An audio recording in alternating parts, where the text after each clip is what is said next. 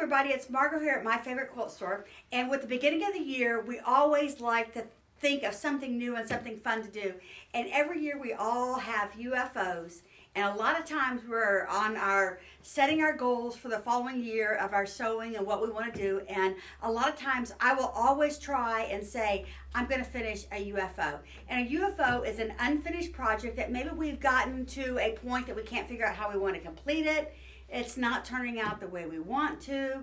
Something has gone awry with it, and we need a little help or a little push to get over that hump of not being able to finish it so that we can finish that project. So what we're going to do here is a series on how to finish unfinished projects. Like what are some of the stumbling blocks that people have when they're trying to finish a quilt, that they're not liking it, they ran out of fabric, it's not working.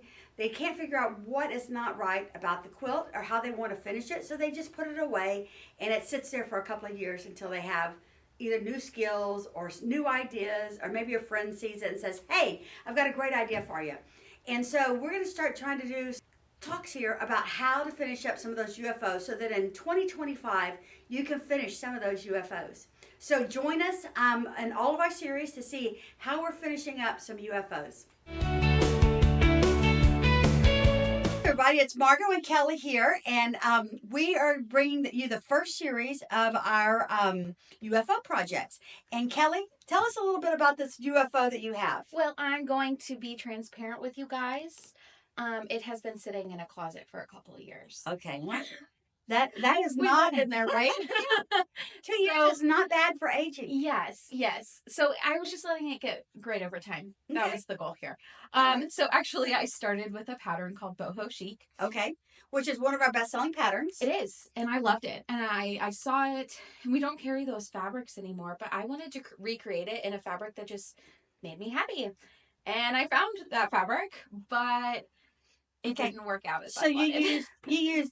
So it calls for a layer cake and a jelly roll of the same line of fabrics is what the pattern calls for. And so you picked Painterly Petals by Robert Kaufman. I did. Which is a beautiful array of florals in mid-size prints. Yes. Some smaller prints, but in the same color range, basically. So it doesn't have a lot of color change. It has almost all florals to it. And so I love it. I love it too. I love Painterly Petals. I wanted to have like a quilt for me. I know we make a lot of quilts for like others, but I wanted something that was just going to be girl power and super fun and colorful with these florals. And it just looked so congested and overwhelming. And I hated it. And I was like, why did I pick these fabrics? And I kind of was like doubting myself that why would I pick these? They're kind of crazy. And then I'm like, but I love them. What can I do different? Yeah. So I think we've all gotten there, is that we have this idea in our head of how we think something's going to look, and it doesn't come out to exactly the way we're going to look. So I have tried the boho chic pattern myself. It is a beginner friendly pattern, so it's pretty easy to put together. Yeah. So I used also, because I like cave fabrics, and I was looking for a pattern to make a cave quilt in. So I had a 10-inch layer cake and a jelly roll from Cave in blues, and I tried to do it with that, and I was unsuccessful also. Yeah. And so it just didn't come out, because I feel like in this, using with an all over pattern, there's no place for your eyes to rest. And they almost start to like blend together. Exactly. They're so different, some of them, but it was just, they were clashing so hard. And then you get this into this, and there's not some contrast, but then you get it onto one of the other ones, and there's not so much contrast to it. And so I feel your pain, because that's exactly what happened to me. So I think in the directions of choosing the fabrics, you should really have a line where it has a focal, a medium print, and then some places for it to rest. Is kind of the idea that I got once I started trying to put it together from my cave quilt. Oh, I finished the quilt. I know, I saw it. So what we have a picture of it here for you because she did finish the quilt. I did, and the seam ripper became my friend. I got really good at it. So obviously she must have taken it apart already. I sure did. Okay, so another suggestion I would have, instead of using like they call for the exact same jelly roll, is I would choose one that's solids and that I could mix with this that has a lot of the same colors in it. I was going to say you picked a really good one because it's definitely drawing out a lot of colors. It definitely does. And so you could use it as a place for your eye to rest in between all the colors because you put a line of, you put your line of the 10-inch squares across and then you do some jelly roll links so that it breaks up the squares with the jelly roll lines. So this to me would be my solution. If I was making a quilt, I would maybe do something with more contrast or have it to where it has some mediums, some lights, and some darks. So what if I am kind of over the pattern? Okay. and you know what? It's not going to work with these fabrics that you have. Yeah, I need to start fresh. Right. So there's a lot of other patterns that call for 10-inch squares and jelly rolls. And so you could switch the pattern. That's another great option. So I'm thinking that I just need to like separate them in some way. Just so they're still together in the same quilt, but just like the touching, like you said, that just blends together. What you want to do is you want to add a place for your eyes to rest. So you want to build them into a block with some kind of fabric around it, so that it has a place like a solid or a smaller print or something that reads more solids, so that you have a place for your eye to rest. Because that's what's most unpleasing to us about a quilt when we start getting it together is if it becomes overwhelming sometimes. And that's what I find that a lot of people say about certain ones, if it doesn't have a place for you to stop and your eyes to move on to the next block. Like it's all just one continuous fabric. That's how it felt. Is what it looks like, yeah. Just crazily designed. Exactly. So you know what you you've decided you're taking this apart is what you're telling me, because you've decided you're going to get a seam ripper. Yeah. I mean, kind of what you think. I've seam ripped all of it. I'm just going to go ahead and iron these out so they're flat again and have nice. Why don't you think about adding a solid or looking for a new pattern? What are some other options that we could do? So these are still in the 10-inch squares. Yep, I still have all the 10-inch squares. Okay. So you could add a resting place. Yeah. Or find a new pattern. Would you maybe even like cut these up to make them smaller, or you think just like keeping it as the no? I'm just saying depending on the pattern. I was just saying depending upon the pattern. I just wanted to make sure you still had the 10-inch squares intact, that you hadn't sliced them up. Yeah. Because they're harder if you had like a 5-inch square or something else. So you have basically when you unsew or rip the seams out, you're going to have 10-inch squares and you're going to have a jelly roll. So I would look for a pattern that calls for one of those. Okay.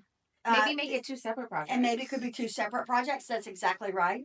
Then what you might also look for is if you wanted to add a border or something to it as a color that would, if you could add a border to it or some other fabrics to it that you might find. I don't know. So we'll just have to take a look at this. Why don't you come up with some ideas? Okay. And we've given you a few ideas. Yeah. And then now you can, once you get it ripped up, and get ready to start on a new project, maybe we can bring it back and we can see what your idea is at that point. Okay, so I think you've given me some more excitement about it, because like I said, I love the fabric. Oh, it's beautiful. I'm so fabric. excited, but I was just really shot down, and I had to put it away because I mean, like you said, you get overwhelmed with it, and yeah, you get overwhelmed with it. And a lot of times, so before you start sewing on it, and I don't know if you laid it out on a design wall first. Not yet. Well, I did. Did you? I did on the initial project. Did you lay it out on a design wall? On a floor. On a floor. Because we don't always all have those. I have one now, but I didn't at the time, so I just laid it out, and it looked okay. But then once they were actually like touching, and like I got the seam, everything flat, I was like, wow, this looks like mucky. I guess is a good word. Okay. All right. So the other thing that you could have done is stood on a ladder over it, because you need to really look at it from the top down. So if it's on a floor, you need to raise yourself up and then hold a camera or an iPad up and take a picture so you can see if you have any contrast in it, because that's another thing that you might not have been liking, is that there wasn't a lot of contrast in this. And before you sew it together, that might have given you a clue how it would look. And you would just change like your regular photo into black and white? Yep, you could change your regular photo into black and white. So, and when I lay it out, I kind of overlap the seams a little bit. Like I might put this a little bit on top of this and a little bit on top of that. So I can see once it's sewn how it's really going to look. So just another step for the future in when you're deciding about it, and your next pattern is that you have a design wall now, so you could put it up on the design wall and take a picture of it to decide if you have enough contrast, if there's too much color in one spot, something like that. But a lot of times if you lay this out and take a picture, and because it gives you a different perspective of it, and then might help you understand. Have you ever, because I don't want to seam rip again. It took a while. Yeah. Have you ever just like kind of left it on your design wall for a little bit of time, just to give your definitely, you can keep coming back to it, definitely, and hanging it out there? Definitely. So I do have a quilt to the side that I want to show you. Okay. Just as an idea. So when I did a jelly roll quilt, I really loved this fabric, and it was very, very busy. Okay.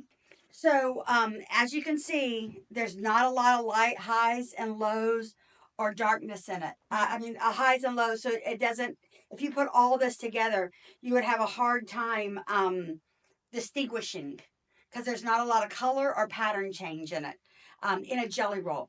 So what I did was this pattern calls for you to use a solid, and it gives you a place for your eyes to rest. And then so this solid runs throughout the quilt. Oh, and it's also your border here. And then I did it as the inner border, but as the inner border, it didn't give me any pop. So I added just a flange of this yellow that's in here to give it just a little bit of pop and a little bit of definition, because I didn't want to have 3 borders. And then this outer print was my absolute favorite fabric, so I used it as the outside border. So if you have busy prints, there's ways and patterns that you can use. Don't be afraid to put a solid in, like it might call for a jelly roll. This one called for a second jelly roll, but I used a solid fabric and just cut it into my 2.5-inch strips, and used it and put it as my inner border, so that I would have the continuity of that same color throughout the quilt. Because this is a pretty busy fabric that doesn't have a lot of color change to it. But I didn't. Darks. I think the reason why I didn't have that, like, I guess, strong urge of like not liking it is because you had those borders there. Yeah. Because in mine, it was just like it ended and it was just too much. Like this really, I think, pulls out some of those fabrics too, which is really cool. It does. So that's what I was going to say. On a busy fabric that doesn't have a lot of light, mediums, and darks, you might need to, because this is what I would call medium colored fabrics. So they're not bright. They're not dark. They're not light. It's just all the same shade of medium. So I would take mediums and put something with it. And really the purple I added was a medium, but it gives you just enough contrast that it lets you rest a little. I like that. So this definitely gives me a lot of ideas. Okay, so let's see what you can come up with now on your own. Yes. With this fabric, because I do think because this fabric is similar to that fabric, and the fact that it does have, they're all mediums. Yeah, absolutely. Very few lights in there. All right, so stay tuned for next time, because hopefully I have some ideas to start going with. Okay, that sounds great. Follow us and keep us right at the front of your screen so you can see what we do, what Kelly does next. Yes. Happy sewing.